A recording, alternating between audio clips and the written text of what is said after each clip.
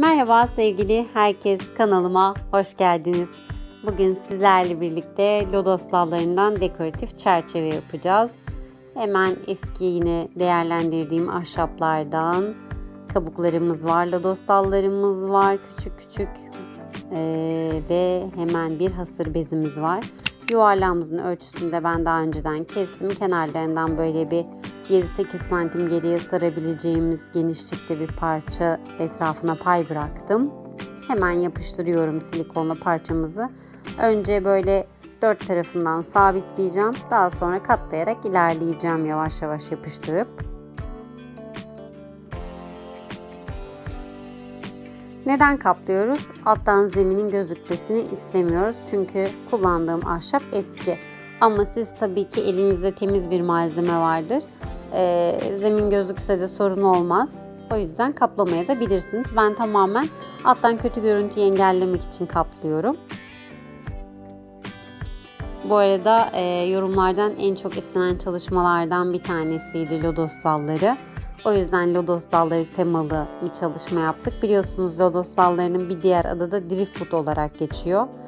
Dünya çapında birçok çalışma var ve gerçekten hep söylüyorum lodos dalları için doğanın bize geri dönüşüm, geri hediyesi.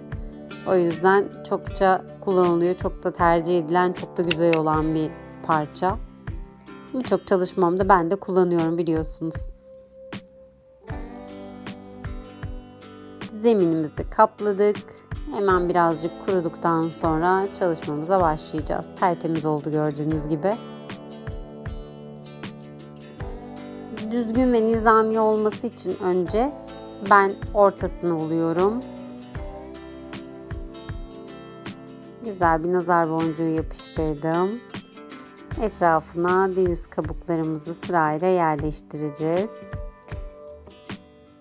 Hep söylüyorum çalışmalarımı yaparken biliyorsunuz renkler, kullandığınız malzemeler, şekiller tamamen sizin tercihinize kalmış bir şey. Ben elimdeki malzemeleri değerlendirmeye çalışıyorum.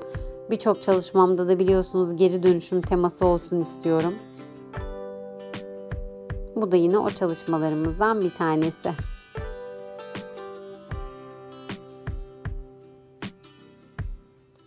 Ben önce kabuklarımı bu arada videoda görmediniz ama hemen ölçülerini aldım. Hangisi uyuyor, hangisi uymuyor. Ondan sonra yapıştırmaya başladım. Hep önce yapıyoruz, bakıyoruz. Ondan sonra yapıştırıyoruz. Çünkü ne oluyor? Malzememiz zarar görmemiş oluyor.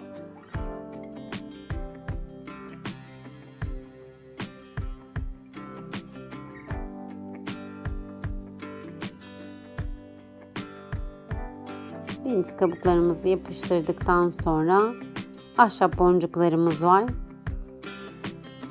Bunlar normalde ahşap renginde de satılıyor ama isterseniz böyle renkli de satan yerler var. Oradan da alabilirsiniz. Ben bu sefer kendim boyamadım. Renklilerini kullandım. Beyaz ve mavi boncuk tercih ediyorum. Maviler birazcık daha beyazlara göre büyük. Elinizdeki malzeme tek ebatsa tek ebatta yapabilirsiniz. Benim beyaz boncuklarım daha az olduğu için yetmez düşüncesiyle ortasına mavi büyükler ekledim ve gerçekten çok daha şık durdu. Bir hacim katıyor çalışmanıza. O yüzden elinizde malzeme varsa büyüklü küçüklü kullanmanızı tavsiye ederim.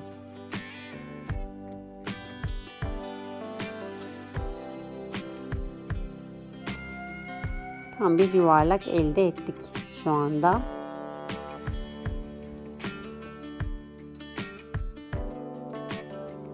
Toprak tonları ile mavi tonları gerçekten çok uyumlu oluyor. Ben de birçok çalışmamda bu tonları yakalamaya gayret gösteriyorum. Yuvarlağımızı yaptıktan sonra birkaç yere silikon sürüp önce yuvarlağımı sabitleyeceğim.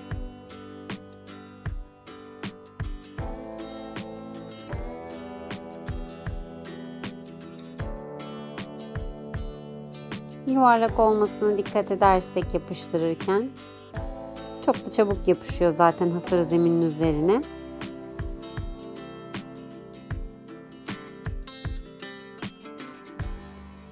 Bir Bir değişik şekilde başka bir deniz kabuğu. Gördüğünüz gibi burada çekmişiz. Görüntülerimiz de var. Önce yerlerini ayarlıyoruz, ebatlarını ayarlıyoruz. Daha sonra yapıştırıyoruz.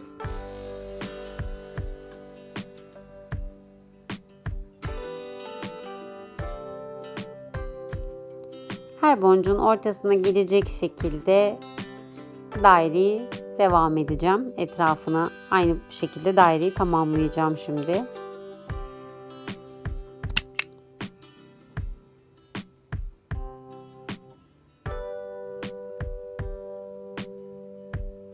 Bu arada benim deniz kabuklarım da hemen hemen aynı ebatta olduğu için daha kolay ilerledi işim. Gördüğünüz gibi tam bir çember oldu. Etrafını döndük. Şimdi bir hasır ipimiz var. Hasır ipimizle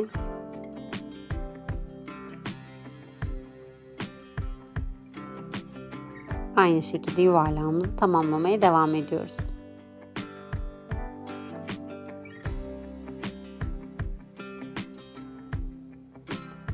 Hemen bir ön çalışma oluyor mu? Yerimiz kalıyor mu? Eğer yerimiz dar olsaydı hiç hasır ipi sarmayacaktım. Lodos dallarını devam edecektim. Ama araya da bir sınır koymak, bir şey eklemek, bir obje eklemek çok daha güzel bir hal alıyor. O yüzden hasır ipi sarmayı tercih ettim tabii ki.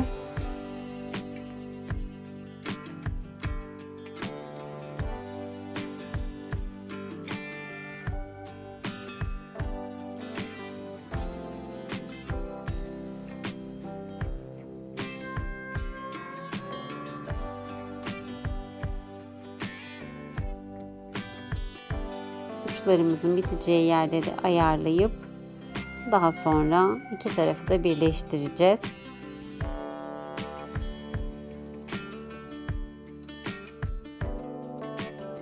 Görselliği korumak için mümkün mertebe yuvarlaklığı bozmasak, çünkü deniz kabuklarının uçları sivri ve tam anlamıyla aynı hizada olmuyor yaparken.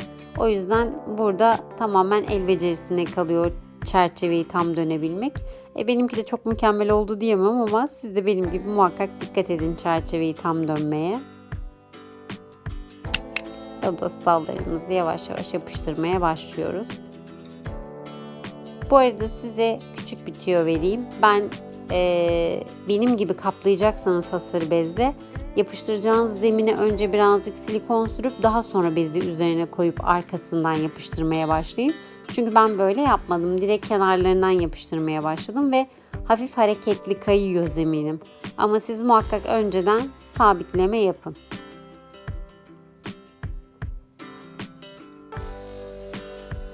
Lodos dallarımın uzunluğu, kısalığı, inceli, kalınlığı karışık bir şekilde yerleştireceğim.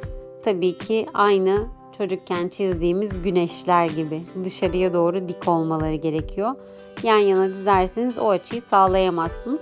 Hep kendinize, ben çalışırken gördüğünüz gibi hep kendime sabit tuttum ve bana doğru bakmasını sağladım. Bu şekilde de güneş gibi tam bir şekilde dik dik oldu.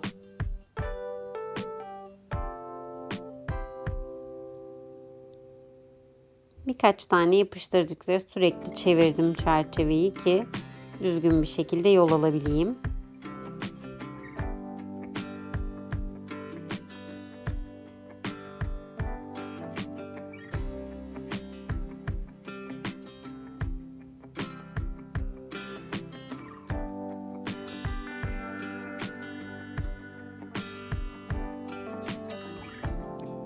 Tüm zemini neredeyse tamamladık.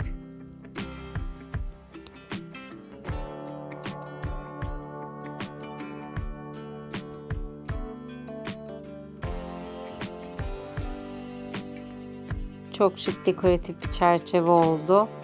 Ve üzerini tabii ki arada kalan boşlukları tamamlamak için yine eklemeler yapacağız. Ama öncelikle zeminimizi bitiriyoruz. Bütün parçaları yerlerine yerleştireceğiz.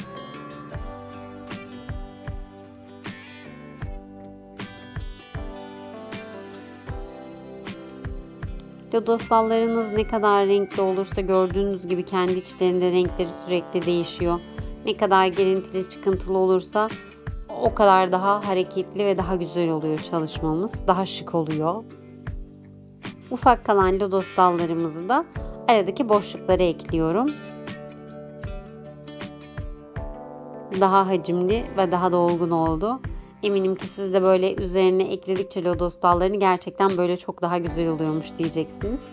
Hemen ek yaptığım hasırın üzerine hem kapatmak amaçlı hem yine renklendirmek, hacimlendirmek amaçlı deniz yıldızlarımız var. Deniz yıldızlarımızı yapıştırıyoruz. Çalışmamızın da sonuna geldik. Videomu sonuna kadar izlediğiniz için teşekkür ederim. Eğer yapmamı istediğiniz başka çalışmalar varsa bana yorumlardan ulaşabilirsiniz. Beğen butonuna basmayı, kanalıma abone olmadıysanız abone olmayı ve yeni çalışmalarımdan haberdar olmak için zil butonunu tıklayıp bildirimlerinizi açmayı unutmayın. Bir sonraki videomda görüşmek üzere. Kendinize çok iyi bakın. Hoşça kalın.